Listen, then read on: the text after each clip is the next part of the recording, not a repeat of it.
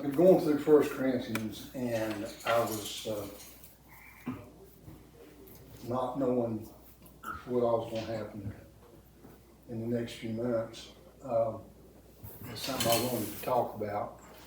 And it's a discussion that Tim and I have had before, and it's about want to. And I've told Tim before that that's the crowd I want to be in. I want to be in the want to crowd. And the definition of want to is a desire or need to do something. And I got to thinking about how, concerning church and everything, do we have a want to come to God's house? How deep is that want to there for us? Now, people look at me, and I understand, and I cannot argue with it, and I've talked about it before. It's easy for me because, I don't have a wife, I don't have children, I don't work a public job or anything. So my time to me is a lot of my choice and stuff. And it's easy for me because Tim and Sarah's got 3 vehicles, and I can drive any of them. If I couldn't drive them, for whatever reason, one of them would drive me to church. If they weren't there, I know Joshua and Nicole would, and there's other people who would. So it's easy for me, and I understand that. Okay? And I understand that sometimes there are things that happen at work, sickness, family things. I mean, there are times that a person can't be in God's house, but God understands that then. But even when we can't, do we have a want to? There was an older woman that used to come over to Christian home and everything, and she wound up eventually being in assisted living and everything. And you could tell she still had that want to come to church, but she couldn't anymore. She was physically unable to come. And that happens. So I think that we need to sometimes examine ourselves of where is that want to. Sunday shouldn't be a routine. Sunday shouldn't be like a business meeting. Amen. There should be a want to. Because you think about family, friends we care about, we have a want to go to their house. Or we have a want to for them to come to our house. So do we have a want to for his house? Mm-hmm. Do we have a want to for his word? The Bible.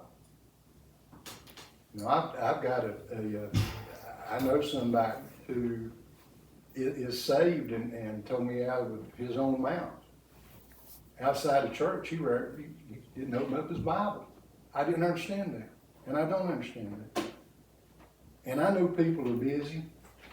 And, but it don't take long to read a verse or two, especially now. I've got 2 Bibles that at home. I've got that New Testament Psalm Bible back yonder I usually read out of. That's not mine. I found it here because it's large print and I like it. How many different places can we get on? How many different places can we get online and read his word? Mm-hmm. Even to the point where a person who cannot read and never been able to be taught mentally cannot do it, they now have the Bible on audio. How many different places? So do we have a want to there for his word? Do we have a want to for godly music? There's songs Tim and I talk about. Those will pull over the car, get out and run around to something. just it touches us so deeply, you know. I've sat in church and cried over songs that people were singing. And, you know, there's other kinds of music I like. I love big band music. I'm a Glenn Miller fan, buddy, I'll let you know. And I've listened to other kinds of music and things like that, and it's not always gospel or Christian music I listen to. But it goes back to a want to. Don't I want to? I shouldn't just want to listen to it in church, which is an absolute blessing, you know. When I'm by myself, are there times? Yeah, that's what I want to listen to. Kind of thing. Do we have a want to for fellowship? Whether it was Whole Gospel or Victory or Ashley River Church of God or Christian Home or here or other churches I've been to, you know, there's a lot of times I see a person once a week, or I might see a person once in a while. Do we have fellowship there? You know, Tim's always, you know, shake a hand, hug a neck. I've heard it talked about. You know, you go somewhere and you deal with somebody. You treat them kindly and stuff. You might be the only person that day that treats them that way. You might be the person that might need a smile. Something funny said. Help doing something. And that's fellowship. And we really should have fellowship with other believers. Because according to the Bible, we're saved, we're brothers and sisters. We should love our family. Now, there are people in the family that's hard to love. There are. At times I am. I know that. But there should be the want to there. Do we have a want to for witnessing to people? Now, this one's hard for me. I'm a shy person, and it's something that I'm not very good at. And I need to make a lot more effort at it. Some people are great at it, you know, and very good at it and everything. But I'm not. But there still should be that want to there to do this. Tell somebody about the Lord. Tell them why we act the way we do. Tell them why we go to church. This is the hard one. And to be honest with you, it's one I'm struggling a little bit with right now. Do we ever want to for God's will? Because the things that we want may not be the things He wants for us. Or the things that we need, we think we need, may not be actually what we need. And sometimes in life, we just have to say, Lord, it's yours. And that's when it's hard. And some people are more driven. Some people are more, I've got to do this myself, you know. Leave me alone. I can do this by myself. And for them, it is really hard, you think about, to turn themselves over to God's will if what God's will is not what they want or they think they need. That's when it's hard. I was wanting to talk about some great want-tos in history, in the Bible, and obviously the greatest want-to ever was Jesus. Mm. And Matthew 26:42, it says, He went away again the second time and prayed, saying, O my Father, if this cup may not pass away from me, except I drink it, thy will be done.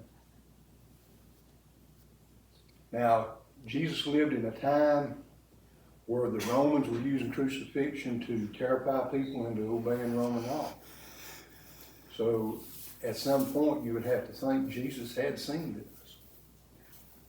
Obviously, being God in flesh, he knew what was coming. And he says it here that he went away the second time. Now this, he's in the Garden of Gethsemane. Some of the disciples are with him. He asks them to pray. He goes away. He comes back. They're sleeping. He goes away this second time here, and he's praying. And it's like, my Father, if this cup may not pass away from me except I drink it, thy will be done. And that goes back to struggling with God's will sometimes. Lord, I don't do this. I don't. But if it's your will, then I'll do it. And that's when it gets down, that's into the deep space. And the deep want to. Lord, does this have to be done? Yes, it has to be done. Mm-hmm. Because Jesus could have walked. You know, there was an expression about Jesus could have called 10,000 angels down. Never set foot on that cross. They'd have come down way laid everybody. Absolute destruction. And he humbled himself to suffer like he did physically for our salvation.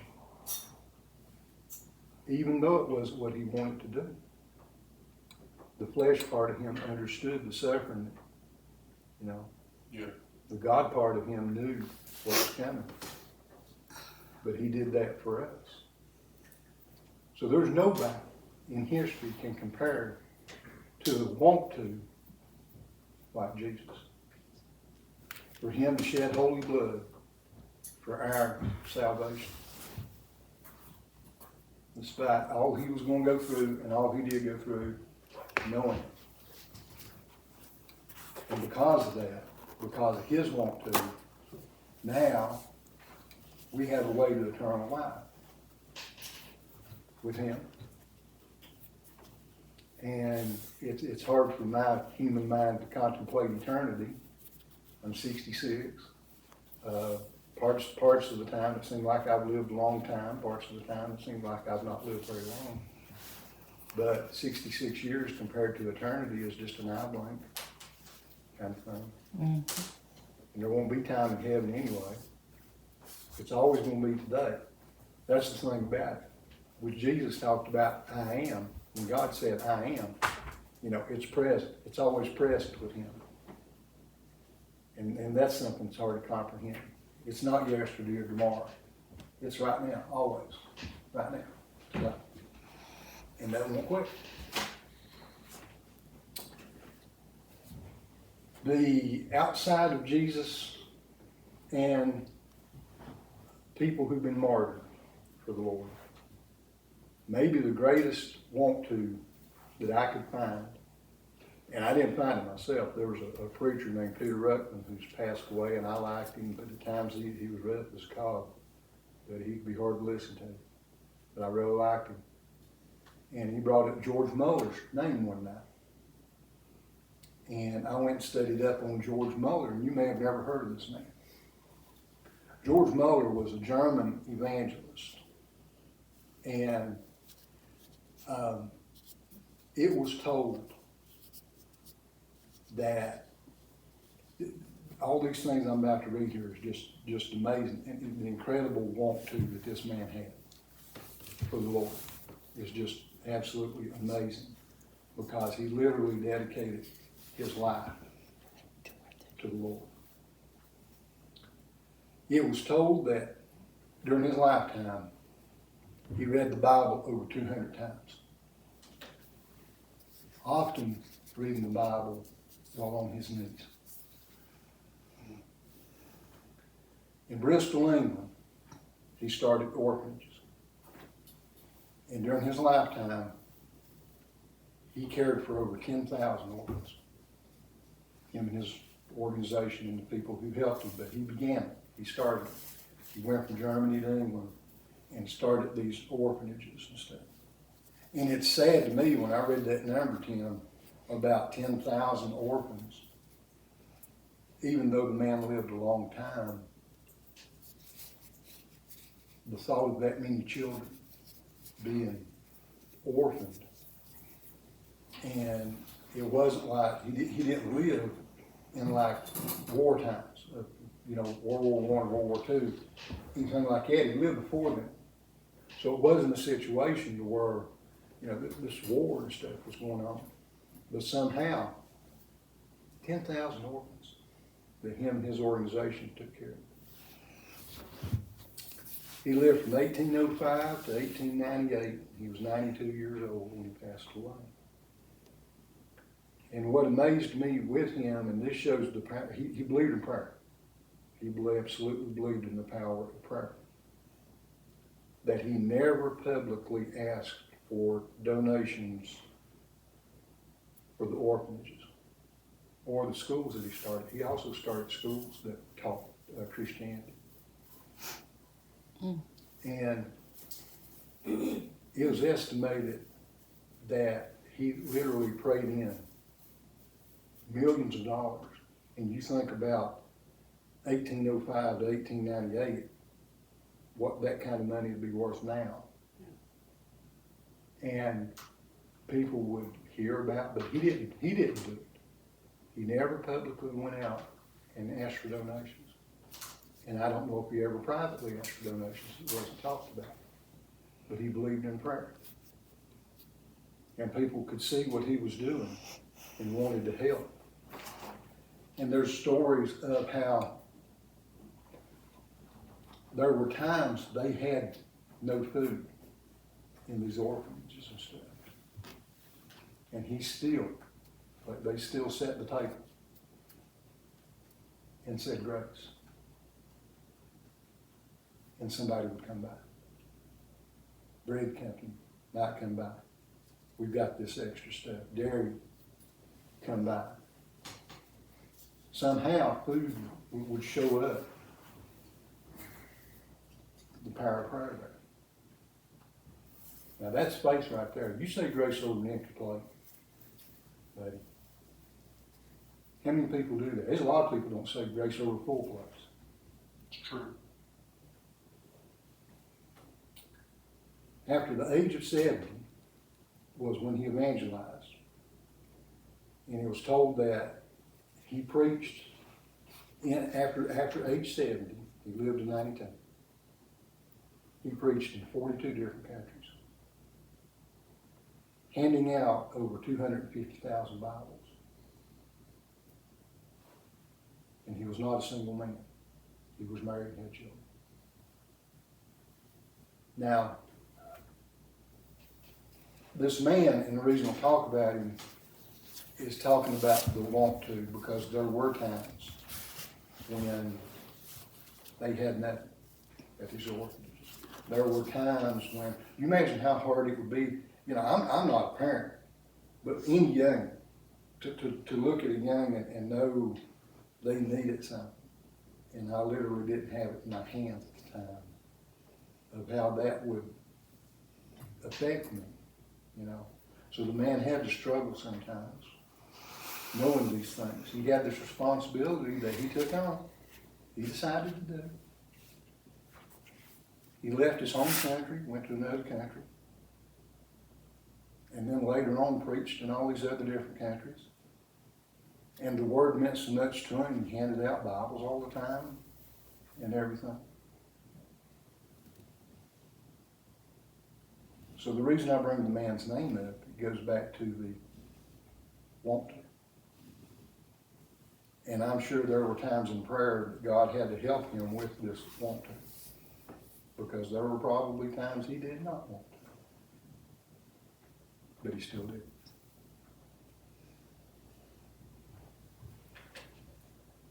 The disciples.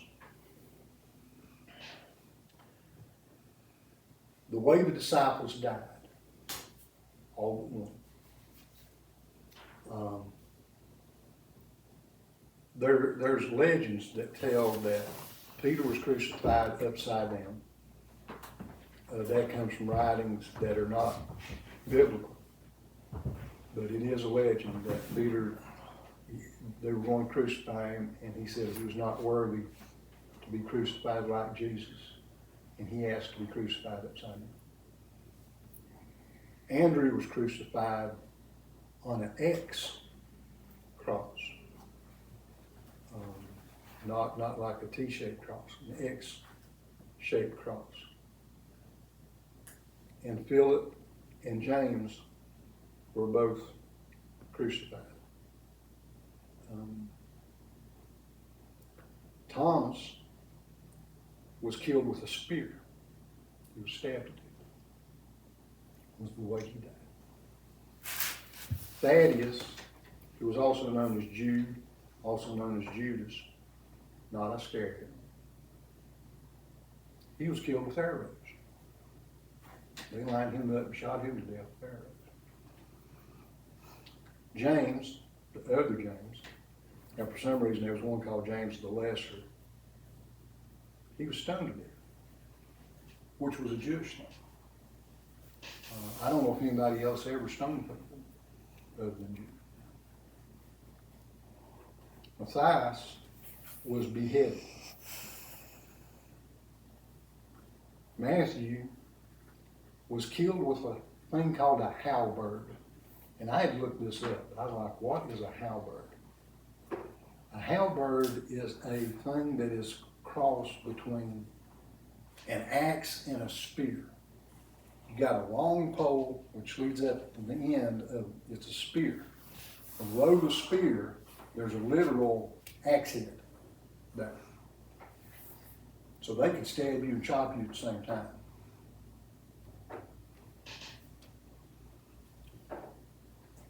Simon was sawn in half. Now, I've read in history about them doing this to other people. Literally cut a person in half with a giant blade. It just swung like a pendulum back and forth. Or you think about some of the loggers, two-handed saws. I don't know exactly how they done it. But that poor man was sawn in half, which would be a terribly painful, slow way to die, depending on how fast they want to saw him. To me, this was the worst. Bartholomew was literally skinned alive. They just slowly cut his skin off till he bled to death. Another long, slow, painful way to die. John was the only disciple who he died of natural causes. He was the only one. And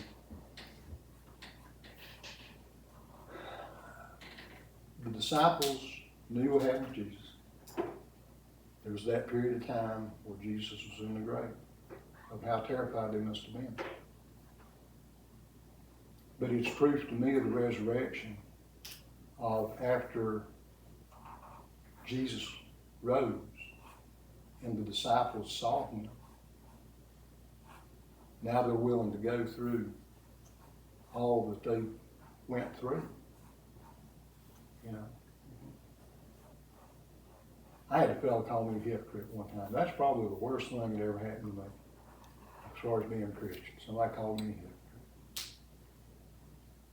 We come in here, we don't have to worry about people coming through the door, soldiers, things like that, government coming in here, you know, taking us out, locking us up, treating us any way they want to. Or there'd be groups of people who want to literally kill us because we're Christian. But that's what the disciples faced. All except John. And John, I believe the Lord kept John around for all the writing that he did. And, you know, other want-tos. David.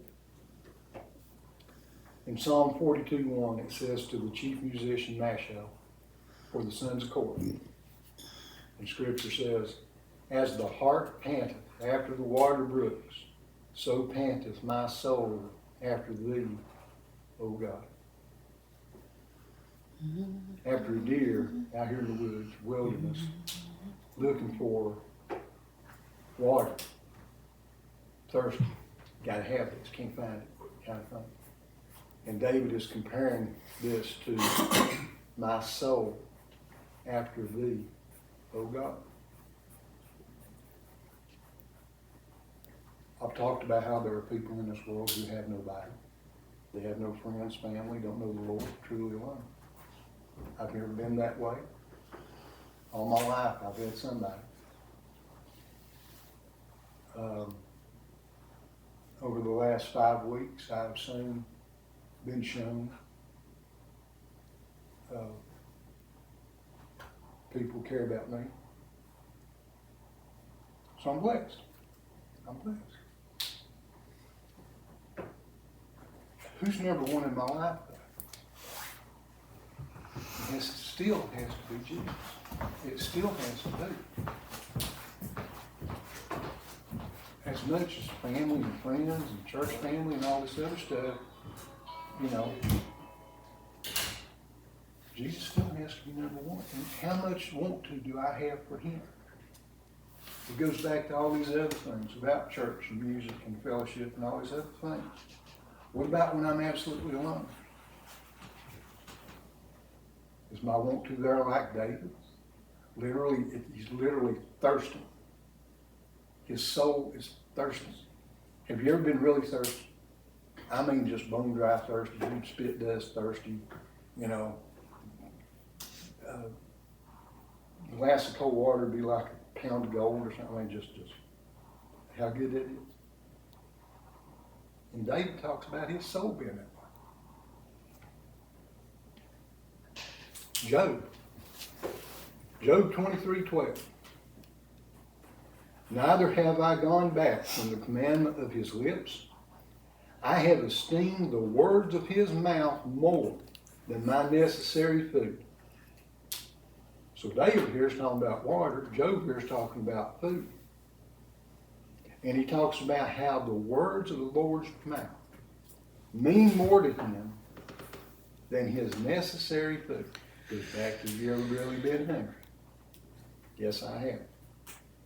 Usually back when I could work a lot, it was at the end of those days, buddy, I was hungry. You think about now, y'all who can still do this, work long days, these times, the first thing you want is something to do. You want this food. And Job here is saying that the word of the Lord meant more to him than his necessary food.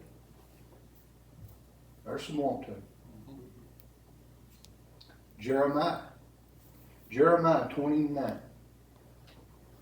Now, when Jeremiah talks about this, he had been through a bad situation, literally wound up in a pit here. Okay, so he's out of the pit, but he says, then I said, I will not make mention of him, nor speak any more in his name, but his word was in mine heart as a burning fire, shut up in my bones, and I was weary with forbearing, and I could not stay. Now, he'd been through a hard time here. Preaching, and it's like the Lord's word was in his heart so deep, it was like a burning fire. He could not stay. He could not contain it. He had to go back to preaching. He had to. Despite what he had been into, things he had gone through, there was the want to. And for him,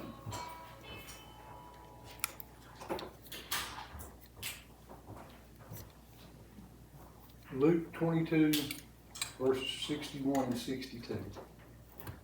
And this is about Peter. And the Lord turned and looked upon Peter.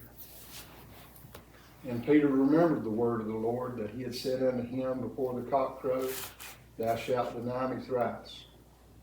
The verse 62 says, and Peter went out and wept bitterly.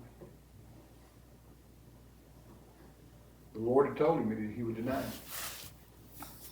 And I can't imagine what it'd be like for Peter to have this just happen and to turn And when he turned, there was Jesus looking at him. Of what it must have felt like to him. And it said he went out and wept bitterly. And even though he had denied Jesus at this point, there was still the want for the Lord. Or he wouldn't have bothered him. Why is he out weeping bitterly? If he didn't care. If he didn't love the Lord. There was that want to. And this happened to him. And because he told the Lord he's going to die. He could go with him all the way to death and everything. And Jesus told him, no, you was mine. And he did. But there was still that love that Peter had for the Lord was still there. Have you ever hurt somebody? And I have. Have you ever hurt somebody so bad it just makes you want to sit and cry? Have you ever done something to somebody you can't fix? No matter what you do, you can't fix it. And you've hurt this person, somebody you care about, you've hurt them. There's still the want to there. There's still the love there. And that's the way it was with Peter. Matthew 2:11. I'm sorry, I didn't hear that. Matthew 2:11. And this is about the wise men. And when they were coming to the house, they saw the young child with Mary his mother, and fell down and worshipped him. And when they had opened their treasures, they presented unto him gifts, gold and frankincense and myrrh. Now the wise men were indifferent. They were away. And they had heard about the prophecy about Jesus being born. And they leave from where they're at. And they come over to where Jesus was. Now, this was not Jesus as a baby. This was Jesus as a child. So wherever they were coming from, it took them a while to get to where Jesus was. They still had that desire, that want to travel. You know, there are a lot of people who believe that the wise men were royalty of different places. And you think about royalty going out and having this want to come and see Jesus, even as a child. They understood who he was because it says they worshiped him. They saw the young child with Mary and fell down and worshiped him. And not only did they worship him, they brought him, it says gold and frankincense and myrrh. And thanks to Sarah and Tim, I now know what frankincense and myrrh smells like because of the anointing oil. Gold is just a metal, whatever. But the value there of bringing this.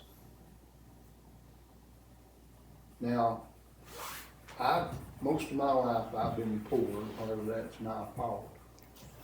So, church or anybody else, they ain't getting rich off of me. That ain't gonna happen. But what am I bringing to the Lord? Can I bring you my time? Can I bring you my praise? Can I let him know what he means to me? We can do things without literally bringing material things to the Lord and bring him gifts.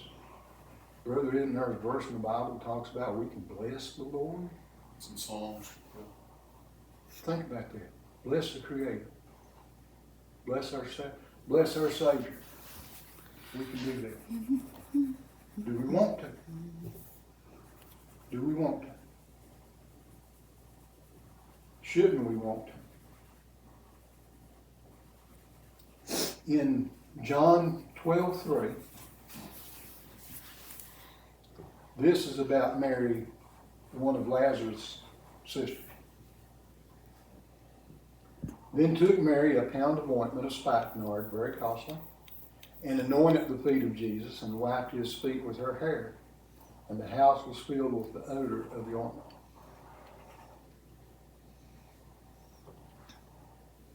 Jesus is there in Lazarus' house, family house. And Mary goes and gets this ointment of spikenard. And this stuff is very costly. Okay, this was something valuable. And she anoints his feet with it. And wiped his feet with her own hair. And you talking about humble. You talking about worship.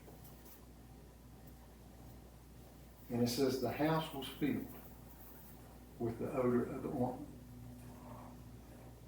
Because she had taken this and had opened it up. And now everybody in the house can smell this. And she's there worshiping him. There's some water right there. Going back to George Miller reading the Bible on his knees. You're talking about humble. Here's Mary. She's kneeling down. She's kneeling down at his feet, taking this valuable stuff and giving it to him. Worship. In Mark 16, verses 1 and verses 9.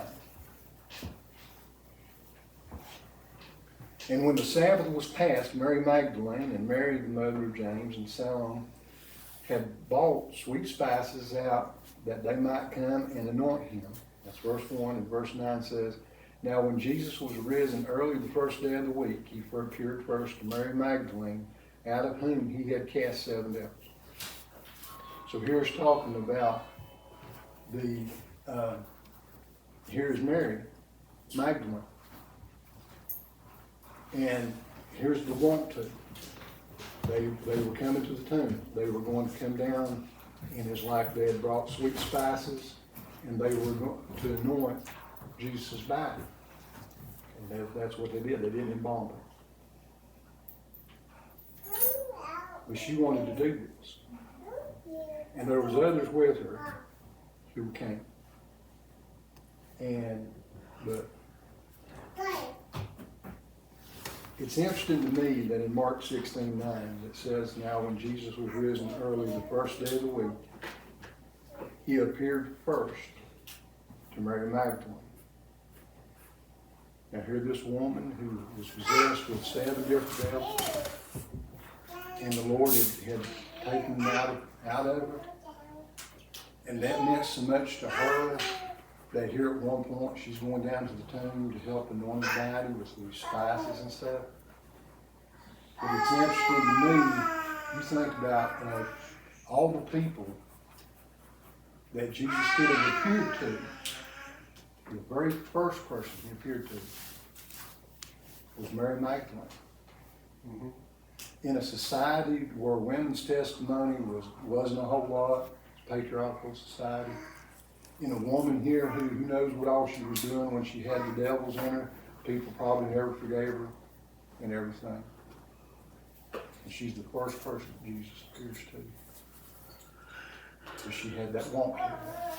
She wanted to anoint his body. Because he meant so much to her.